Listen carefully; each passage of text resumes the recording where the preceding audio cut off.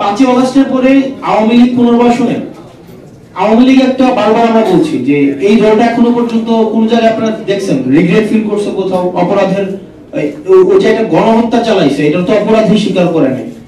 তো আমরা আমাদের জায়গা থেকে স্পষ্ট করতে চাই আওয়ামী লীগের আগে বিচার নিশ্চিত করতে হবে, তাকে দল হিসেবে বিচার নিশ্চিত করতে হবে, অপরাধ স্বীকার করতে হবে, তারপর অন্য কোনো আলোচনা হইতে পারে, এর আগে কোনো ধরনের আলোচনা হইতে পারবে না। আওয়ামী লীগের নাম পুনরাবৃত্তি করছি, 5ই আগস্ট পরে আওয়ামী লীগের নাম, মার্কা এবং আদর্শ এই তিনটাই হচ্ছে অপ্রাসঙ্গিক। এখন এটাকে যদি মানে বিদেশি ষড়যন্ত্র অথবা দেশীয় কোনো ষড়যন্ত্র বা এজেন্সি থেকে কোনো ধরনের এখানে অপচেষ্টা চালানো হয়, সেক্ষেত্রে আমরা সাধারণ মানুষের কাছে কমিটেড, আমরা ছাত্র নাগরিকের কাছে কমিটেড। আমরা নির্যাতিত, নিপীড়িত, বঞ্চিত, গুম, খুন, হত্যা শিকার যারা গত দীর্ঘ 1.5 দশকের বেশি সময় ধরে হয়েছে, রাজনৈতিক ভাবে নির্যাতিত যেই ক্রিয়াশীল রাজনৈতিক দলগুলো হয়েছে, আমরা তাদের কাছে কমিটেড। কোন এজেন্সি, কোন বিদেশি কোনো কোন কর্তৃপক্ষ কারো কাছে আমরা কমিটেড না। বর্তমানে ম্যাজিস্ট্রেসি পাওয়ার দেওয়া হয়েছে সেনাবাহিনীকে, ল এন্ড অর্ডার সিচুয়েশন নিয়ে আমাদের মধ্যে অনেক প্রশ্ন রয়েছে। তো এইসব বিষয়গুলো নিয়ে কথা বলার জন্য আমাদেরকে আহ্বান জানানো হয়েছিল। এবং কিছুদিন আগে আপনারা সেনাপ্রধানের একটা বক্তব্য দেখেছেন, যেই বক্তব্যকে আমি ব্যক্তিগতভাবে বা আমরা অনেকেই দেশের মধ্যে এটা নিয়ে কথা হয়েছে যে এটাকে রাজনৈতিক পরিমণ্ডলে অসমীচীন হিসাবে ধরা হয়েছে।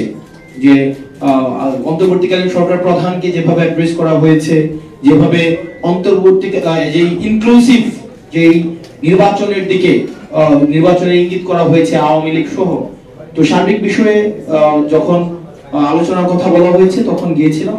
তো এই বিষয়গুলো আলোচনা করা হয়েছে। আমার স্ট্যাটাসে সব বিষয় একদম মানে স্ট্রেইট ফরওয়ার্ড, সেখানে স্পষ্ট করা হয়েছে। আর এখানে যেটা বলছেন যে আমি একটু নিরাপত্তার ঝুঁকি অনুভব করছি কিনা, দেখেন 5ই আগস্টের পূর্বে আমরা জনগণকে, ছাত্র নাগরিককে সাথে নিয়ে আমরা আন্দোলন করেছি।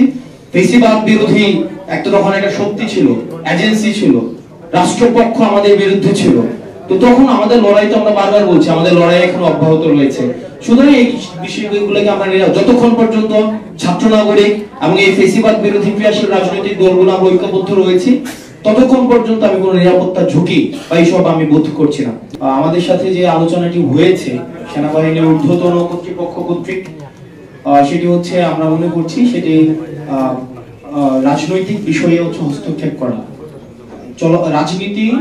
রাজনীতিবিদরাই নির্ধারণ করবে রাজনীতির ঘটনা প্রবাহ বা চলমান যা কিছুই পরবর্তী রাজনীতি কোন দিকে যাবে, সেটি রাজনীতিবিদদের হাতেই থাকা উচিত। তো সেই জায়গায় আমরা সন্ধিহান বলেই আজকে গতকাল আমার স্ট্যান্ডটি নিতে হয়েছে। যেটি বলেছেন যে 5ই আগস্টের পরে আমাদের ফর্মাল ইনফর্মাল আমাদের সাথে সেনাবাহিনীর বিভিন্ন জায়গায় বিভিন্ন প্রোগ্রামে আমাদের দেখা সাক্ষাৎ হয়েছে। আর 11 তারিখের যে মিটিংটি, সেটির প্রেক্ষাপট ভিন্ন ছিল।